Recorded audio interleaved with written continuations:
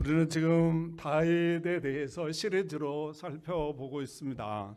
그래서 지난 시간에는 제가 9시에 란시 안 쓰고 2시에 설교했는데요. 2시에 설교 내용이 이런 내용입니다. 지금 다윗이 사울의 왕궁에서 사울을 죽이려고 그러니까 이제 거기서 도피하게 되는데, 거기서 도망가서 나만-아홉이라는 그 사무엘 선지자, 또 그 당시에 사사지요, 마지막 사사가 목회하며 또 신학생들을 양육하고 있는 그 교회에서 머무르게 됐다는 거예요. 근데 우리가 그 다윗의 입장에서 생각해 보면, 사울이 왕이 자기를 죽이려고 하니까, 죽이려면 가장 생각나는 것이 어디예요? 고향이잖아요. 고향은 자기 친척들이 있고 자기를 보여줄 수 있는 사람들이 가장 많은 것이 베들레헴, 자기 고향이라는 거예요. 그러므로 위기가 오고 이런 상황이 오면 고향 땅으로 가서 친척 집에 숨어들어서 거기에 머물러야 맞다는 거죠. 또 지금 사무엘이 선지자가 목회하고 있는 또 신학교와 함께 운영하고 이곳에는 많은 사람이 항례한다는 거예요. 너무 유명한 사람이니까. 너무 많은 사람들이 항례하고, 또 거기에는 많은 고관들, 이 사무엘이 사울왕을 기름 부어 세운 그런 선지자이기 때문에 많은 사람들, 또 벼슬아치들, 또 벼슬을 따고 싶은 사람들이 또 눈도장 찍기 위해서, 아부하기 위해서, 청탁하기 위해서 모여드는 곳이 어디냐면 이곳이었다는 거죠. 그러면 사람이 많이 악내하고 이런다는 말은 발각될 확률이 굉장히 많다고 그러죠. 그럼 절대로 여기에 숨어들면 안 돼. 여기에 숨어 있으면 안 되는 거죠. 그런데 다윗은 이곳에 숨어서 여기에 머무르더라는 거. 그 이유가 왜 그랬을까? 이래 봤더니 여기 성전이었다는 거예요. 성전은 뭐예요? 하나님이 임재한 곳이다 이 말이죠. 이 세상에서 가장 안전한 것이 어디냐? 다윗은 성전으로 보았다. 왜? 하나님의 임재가 있는 것이니까 이 말입니다. 여러분, 이 세상에 가장 안전한 곳이 어디입니까? 어디가 가장 안전하다고 믿고 생각하고 그렇게 살아가고 있습니까? 그렇게 이 나만-아홉이라는 그곳에 머물러, 성전에 머물러 있었더니 어떤 사람이 신고를 했어요. 사람이 많이 악내하니까 그럴 수밖에 없잖아요. 신고를 했는데, 그래서 사울왕이 그 신고를 받고 다윗을 죽이기 위해서 전령들을 보냅니다. 이 전령이라는 말은 어렵게 생각할 거예요. 지금 말하면 왕을 호위하는 특수부대들이에요. 지금처럼 무슨 총으로 쏴고 미사일로 전쟁하는 시대가 아니고, 그 당시에는 뭐예요? 칼로 목을 찔러서 죽이고, 칼로 가슴을 찔러서 죽이고, 칼도 귀하니까 돌멩이 갖고 막 머리 깨서 죽이고. 그러니까 사람이 얼마나 잔인한지 몰라. 그것도 전령이라는 말은 특수부대를, 얼마나 잔인한 사람이에요. 이 사람들을 보내가지고 다윗을 죽이도록 항명이 내려졌어요. 그런데 이 사람들이 이 나아엽이라는 이 교회죠, 선지 학생들이 있는 그곳에 찾아갔더니 다윗이 여기가 안전한 곳이라고 믿고 성전에 이 머물러 있는 이 중심을 보시고 그들에게 하나님의 영이 임해버린다니까. 하나님의 성령이 얼마나 강력하게 임했는지 성경은 뭐라고 표현하냐면 예언했다 이렇게 표현해요. 예언했다 이 말은 뭐예요? 하나님의 말씀이 임해버렸다는 거예요. 강력하게 임해버렸다. 성령이 충만하고 임하고 하나님의 말씀이 막 임해버리니까 다윗을 죽이기는 고사하고 다윗의 편이 되어버린 역사가 일어나가지고 사울왕에게 가야 되는데 가지도 않고 같이 머물러 버리는 거예요. 이게 계속 3번이나 일어나요. 사울왕 입장에서 보내는 이 충신들이 안 오는 거예요. 이게 그러니까 자기도 왔는데 자기도 똑같은 역사가 일어나 버렸어요. 이게 하나님의 역사입니다. 할렐루야. 그래서 사울왕도 이제 이제 변했구나, 이제 다윗을 안 죽일까 이렇게 생각하고 다윗이 요나단에게 기별을 합니다. 연락을 합니다. 아버지가 아직 변한 것이 없느냐. 그랬더니 요나단에게 연락이 오기를 죽이라고 한다는 거지. 또 다시 변해가지고 자기를 죽이려고 하고 있다. 그러니 이제 거기 머물지 말고 다른 데로 피해라 이랬겠죠. 그래서 아마 이 다윗이 사무엘 선지자하고 의논했겠죠. 의논해서 그 다음에 안전한 곳이 어디나 이래 봤더니 놉 땅에 가면 아히멜렉이라고 하는 제사장이 있다는 거죠. 아마 사무엘이 그쪽으로 추천한 것 같아요. 그래서 이 다윗이 4일 길을 아무것도 먹지 못하고 찾아간 거예요. 찾아가서 오늘 본문에 이 아히멜렉이 다윗을 보고 막 깜짝 놀라고 두려워했다는 거죠. 왜? 왕의 사이니까. 그런데 이 다윗은 3일 동안 굶었으니까 먹을 것 좀 없냐고 달라고 했더니 이 제사장이 먹을 건 없고 진설병만 있다. 그러면서 네가 여자를 가까이 하냐 알고 성결하면 이걸 주겠다 이런 표현했다는 거예요. 그런데 이 다윗의 입장에서 보면 지금 뭐예요? 그거 먹으면 안 되는 거죠. 하나님이 그런데 이 다윗의 마음속에 와서 그걸 먹도록 감동하고 있다는 거예요. 그런데 레위기서 24장 8절 9절을 보면 이 진설병 거룩한 떡은 제사장들만 먹게 돼 있다. 그것도 거룩한 곳에서 먹게 돼 있다는 거예요. 그 영원한 규례라고 이렇게 선포하고 있어요. 그래서 이걸 먹는 것은 율법을 어기는 행위라는 거죠. 그런데 여러분이 잘 알듯이 이 다윗은 하나님의 말씀을 어겨본 적이 없어요. 율법을 어겨본 적이 없어요. 자기 스스로가. 어느 정도냐면 사울왕이 자기를 죽이려고 막 나중에 군대 몰고 쫓아다니잖아요. 그래서 산의 들쥐처럼 도망쳐서 살아가면서 이 굴에서 저 웅덩이에서 밤을 지새우며 그렇게 살아가는 삶 속에서 사울왕을 2번이나 죽일 수 있는 기회가 있었어요. 단칼에 죽일 수 있는 기회가 있으므로 죽이면 고생이 끝나는 거예요. 고난이 끝나는 거예요. 이제 도망쳐서 살지 않아도 되는 거예요. 그런데 죽이지 않습니다. 이유가 뭐냐 이렇게 물어봤더니 하나님이 기름 부어줘 세워준 왕을 내가 죽이는 것은 죄라는 거죠. 그만큼 뭐요? 하나님의 말씀에 철두철미하게 살아갔던 이 사람에게 하나님께서 감동, 그 진설병, 제사장들만 먹는 그 거룩한 떡을 받아 먹으라는 거죠. 그러면 이 받아 먹이면 이스라엘 백성들 또 이스라엘의 관료들 이 사람들에게 신뢰를 잃어버려요. 왜? 저는 하나님이 택한 사람이 아니구나. 그러니까 율법을 어기고 살지. 신뢰를 잃어버려서 왕이 될 수 있는 길이 묘연해진다는 거죠. 다윗이 가만히 입장에서 생각해 보면 아니 사흘길을 걸어가는데 뭐 주신 분도 여호와시고 거둬가시는 분도 여호와시라면서 사흘길 아무 먹을 것도 안 줘버린 거예요. 그러니까 우리 입장에서는 하나님 내가 뭘 잘못했습니까? 잘못한 인간은 저 사울왕 아닙니까? 근데 저 사울왕은 떵떵거리게 살게 하고 저 사울왕은 배부르고 권세 부리고 살게 하고 나는 들쥐처럼 이렇게 도망쳐서 살아야 됩니까? 라고 하나님을 원망하고 불평해야 맞다는 거죠. 또 대부분의 그리스도인들이 그렇게 살아가잖아요.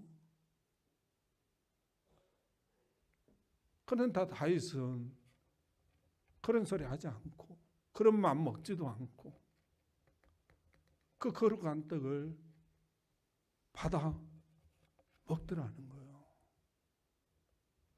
무엇이 그로 하여금 그렇게 했는가 이래 봤더니 3절에서 5절 내용을 보면 3일 동안 굶었다는 거죠. 배고프니까 거룩한 땅을 먹었다, 달라 그러고 먹었다 그 말이에요. 배고프니까. 그래서 저와 여러분도 막 배고프면 아무거나 먹어버리잖아요. 근데 그러면 이제 그렇다고 농약 먹으면 죽습니다. 구별해서 먹어야 되는 거예요. 근데 이 표현을 예수님께서는 뭐라고 하시나 이리 봤더니요, 마태복음 12장 3절, 마가복음 2장 25절, 누가복음 6장 5절 공감복음이죠. 이 복음에서 뭐는 시장에서 그랬다 이렇게 표현해요. 시장에서 그랬다. 이 내용 속에서 예수님은 제자들이 지금 그 밀밭 사이를 지나가다가 밀을 꺾어서 손으로 비벼 먹었다는 거죠. 그게 일이라는 거예요. 그래서 바리새인과 서기관들이 안식일을 범했다 이렇게 말했다는 거예요. 그 말을 받고 예수님이 답변하는 내용이요, 다윗이 시장에 가지고 진설병을 먹은 걸 생각 안 하느냐. 너희 제사장들도 안식일 날 성전 안에서 율법을 어기는 걸 못 봤냐? 너희들이 그걸 죄라고 말하고 있느냐? 이런 표현이에요. 근데 하물며 이 다윗이 배고파 가지고 다른 것도 아니고 지약도 아니고 농약도 아니고 거룩한 떡을 먹었다는데 왜 그것 갖고 시비하냐? 이런 뜻이에요. 그러면서 마지막으로 공감과 똑같이 이야기합니다. 야, 안식일의 주인이 나야. 안식일의 주인이 나라고. 바리새인과 서기관들이 답변한 내용이에요. 그러면 어떤 사람들이 거룩한 떡을 추구하고 거룩한 떡을 달라 하고 먹나 이리 봤더니 시장한 사람이 건다는 거예요. 근데 성경은 뭐에 시장해야 되느냐 말할 때 하나님의 말씀에 시장해야 된다는 거예요. 아무리 시장하다고 농약 먹으면 안 된다는 거예요. 제약 먹으면 안 된다는 거예요. 근데 또 하나 중요한 이야기를 해요. 아히멜렉이 다윗이 배고파서 지금 먹을 걸 좀 달라 그러니까 보통 떡은 없고 거룩한 떡만 있다. 그런데 이건 배고프다고 먹을 수 있는 떡이 아니다 그 말이에요. 네가 여자를 가까이 하지 않았으면, 이 말이 무슨 말이냐면 성결하면, 거룩한 삶을 살았으면, 성결한 삶을 살았으면 내가 줄게, 이런 이야기예요. 그러므로 어떤 사람이 거룩한 떡을 먹을 수 있고 어떤 사람이 거룩한 떡을 찾고 어떤 사람이 거룩한 떡을 추구하고 어떤 사람이 거룩한 떡을 먹느냐 이리 봤더니 성결하게 산 사람이고 성결하게 살려고 몸부림치는 사람만이 이 떡을 찾는다는 거예요. 그렇게 살 의사도 없고 마음도 없는 사람은 이 떡을 찾지 않는, 그 거룩한 떡을 찾지 않는다는 거예요. 사랑하는 성도 여러분, 여러분은 지금 어떤 떡을 찾고 있습니까? 어떤 떡을 추구하고 있습니까? 바울이 배설물로 여겼던 그거 찾고 추구하고 먹으려고 하지 않습니까? 여의도가 찾고 있는, 그래서 패거리 싸움하고 있는 그거 여러분도 찾으려고 구하고 먹으려 애쓰고 있지 않습니까? 그거 찾으셨습니까? 우리 주님은요 이렇게 말해요. 요한복음 6장 쭉 보면 35절 이하로 보면요, 35절 한번 보겠습니다. 요한복음 6장 35절입니다. 예수께서 이르시되 내가 생명의 떡이니. 51절은 나는 하늘에서 내려온 살아있는 떡이니. 53절 예수께서 이르시되 내가 진실로 진실로 너에게 이르노니 인자의 살을 먹지 아니하고 인자의 피를 마시지 아니하면 너희 속에 생명이 없느니라. 54절 내 살을 먹고 내 피를 마시는 자는 영생을 가졌고 마지막 날에 내가 그를 다시 살리리니. 이렇게 표현하고 있어요. 예수님이 생명의 거룩한 떡이라는 거예요.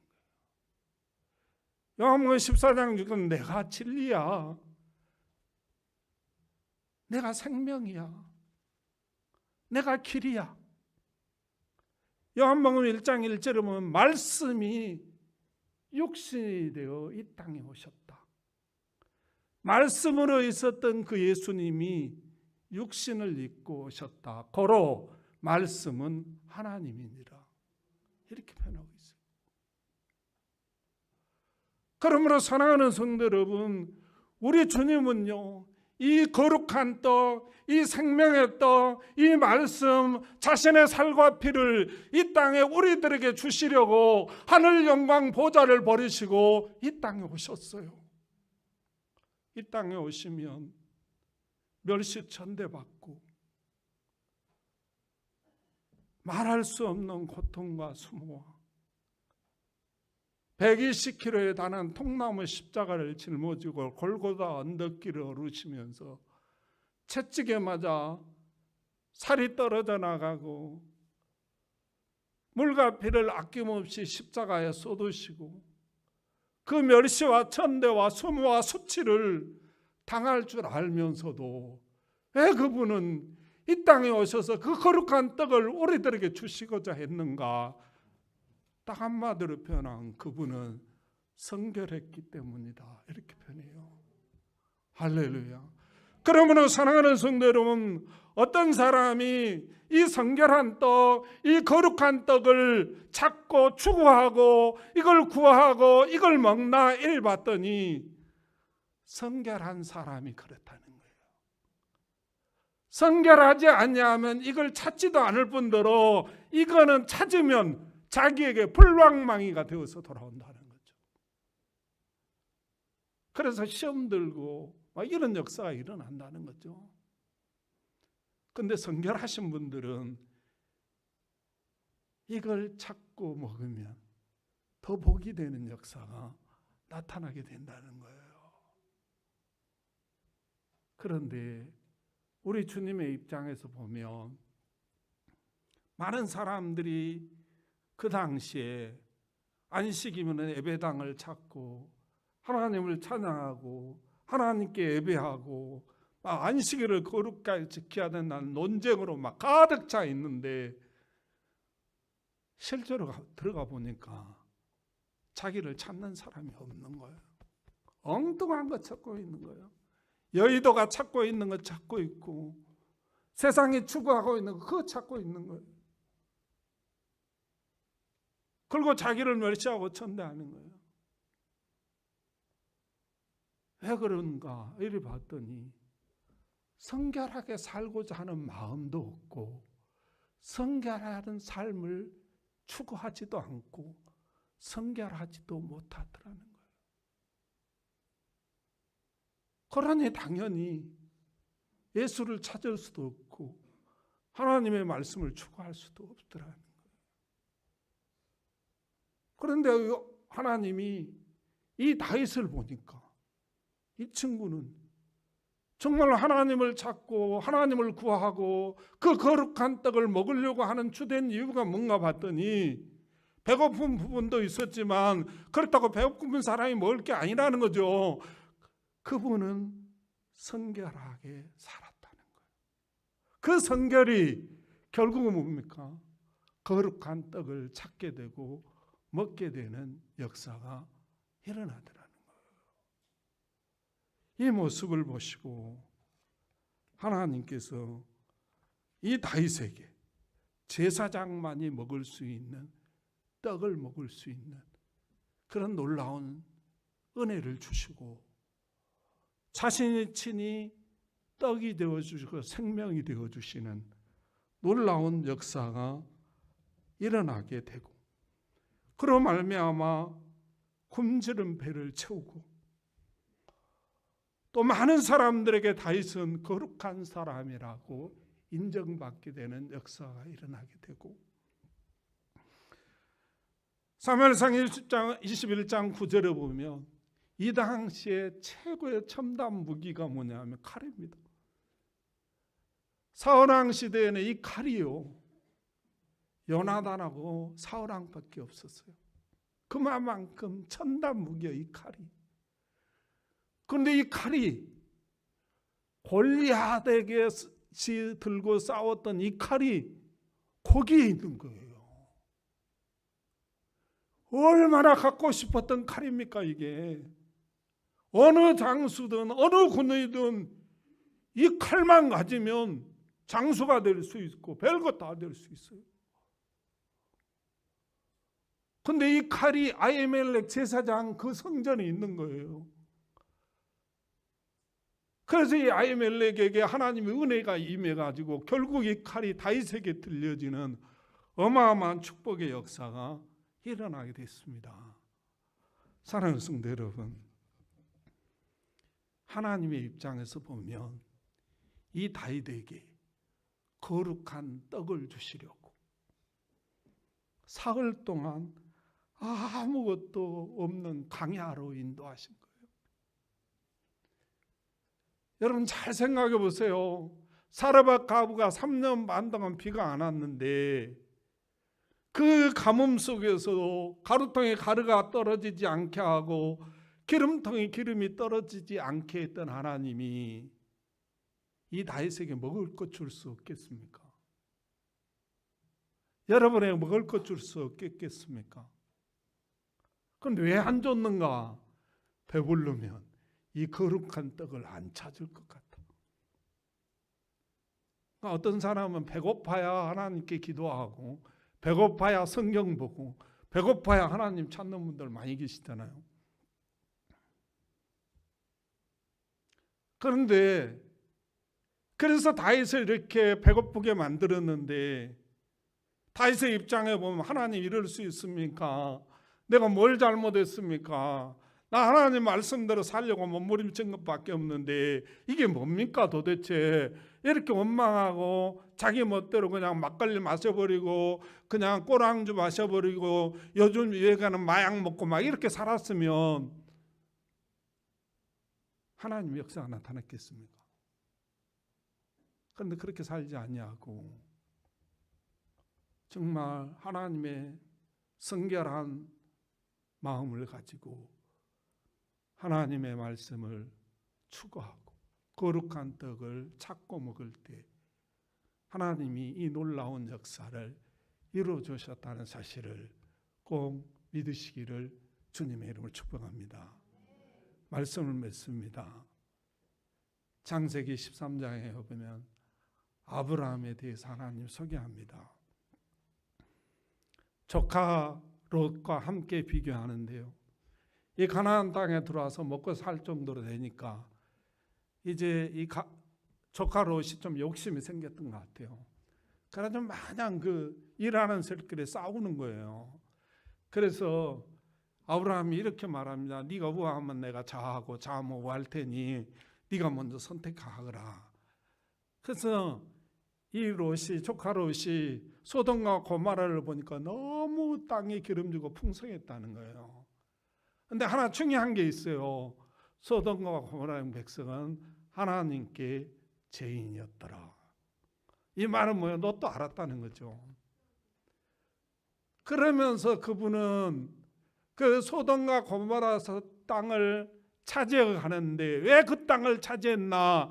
이를 봤던 소돔과 고모라 백성들이 죄인인 줄 알면서도 왜 그걸 택해 갔나? 이를 봤더니 그 마음 속에 성결하게 살려고 하는 마음이 없었다는 거예요.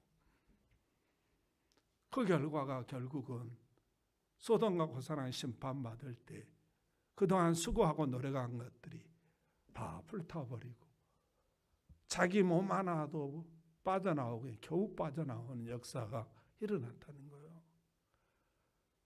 근데 아브라함은 조카 롯이 그 소돔과 고모라 땅을 선택해가면서 야, 내가 잘못 생각했다. 야, 내가 그 땅 타전 네가 나머지 거 가져가라. 이렇게 말하지 아니하고 그는 하나님을 선택했다는 거예요. 하나님을 찾고 하나님을 추구하고 하나님을 구하고 하나님을 선택했는데 왜 그랬는가 이래 봤더니 아브라함은 의로운 사람이었더라 이렇게 표현했어요. 의로운 사람은 뭐예요? 성결한 사람이었다는 거죠. 그 성결이 결국은 하나님을 선택했다는 거예요. 거룩한 떡을 선택했다는 거예요. 그랬더니 아브라함에게는 상상할 수도 없는 놀라운 축복의 역사가 일어났습니다. 여러분이 잘 아는 다윗의 일대기를 한마디로 정의했던 게 뭐냐 하면 시편 42편 1절입니다. 사슴이 시냇물을 찾기에 갈급한 같이 내 영혼이 주를 찾기에 갈급합니다. 다윗은 무엇을 그렇게 배고파했나, 무엇을 그렇게 시장에 했나, 자기 일생을 통해서 거룩한 떡을 배고파했다는 거죠. 하나님을 찾기에 배고파하고 시장에 했다는 거예요. 그렇게 시장하니까 여러분 시장이 반찬이란 말이 있잖아요. 그렇게 하나님의 말씀을 시장하는 마음으로 추구하고 찾으니까 하나님의 말씀이 송이꿀보다 다른 역사가 나타났다는 거예요. 할렐루야. 사랑하는 성도 여러분, 여러분은 하나님의 말씀이 어떻습니까? 하나님 말씀만 내가 성경을 이번에는 한번 창세기부터 딱 끝까지 읽어야 되겠다. 그랬더니 어떤 사람이 1장만 1000번 읽어버렸대요. 지루해가지고. 맛이 없는 거 이게. 근데 다윗은 이 하나님의 말씀이 송이꽃보다 달았다.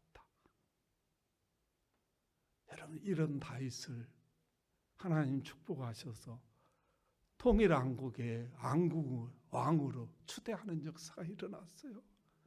여러분 생각해 보세요. 어느 날 사울왕이 전쟁터에 죽었어요. 그 사울왕 밑에 고관들, 장수들, 키라성 같은 장수들이 얼마나 많았어요. 전 세계를 제패했던 알렉산더가 죽으니까 나라가 다 빠져서 부하들이 다 날아가져 버렸어.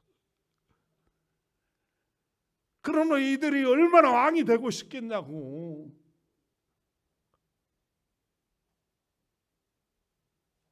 난리가 나죠. 그런데 하나님이요, 그런 다윗 중심, 성결하게 하나님의 추구하는 그 중심을 보시고 그들의 마음을 하나로 묶어가지고 저 변방의 산속에서 사울왕에게 피해가지고 목숨 하나 부재기 위해서 지새끼처럼 불석을 떠돌아다니며 나무 열매를 따먹이며 들짐승을 잡아먹고 사는 버려져 있는 그 다윗을, 사람 같지도 않는 그 다윗을 왕으로 추대어서 통일국가의 왕으로 세우는 역사가 나타났어요. 여러분, 여러분의 인생에 무엇이 문제라고 생각하십니까? 부모를 잘못 만났습니까? 시집을 잘못 갔습니까? 장가를 잘못 갔습니까? 부모 잘 만난 거예요. 장가 잘 간 겁니다. 장가 잘 갔다. 시작. 아니 권사님이 장가를 잘 갔어요. 시집 잘 갔어요. 시작. 그랬어요. 문제는요, 저와 여러분의 마음속에 성결을 추구하는 마음이 어느 정도인가. 이게 척도예요. 할렐루야. 이것만 되어지면요, 뒤로 넘어져도 금덩이에서 넘어져 버리게 만들고요. 앞으로 넘어져도 돈방석 위에 넘어져가지고요. 들어가도 복을 받고 나가도 복을 받고 우양의 새끼도 복을 받는 역사가 하나님이 일어나게 만든다는 사실을 꼭 믿으시기를 주님의 이름으로 축원합니다. 기도하겠습니다. 하나님 감사합니다. 오늘도 저희들에게 귀한 말씀을 주시고 오늘도 저희들에게 귀한 은혜를 주시고 귀한 축복으로 함께해 주신 하나님 은혜와 사랑을 감사합니다. 오늘도 말씀을 받고 보니 많이 부끄럽습니다. 우리는 늘 부모를 잘못 만나서 장가를 잘못 가서 시집을 잘못 가서 이런 핑계대며 자기를 합리화하고 있는 내 모습을 발견했습니다.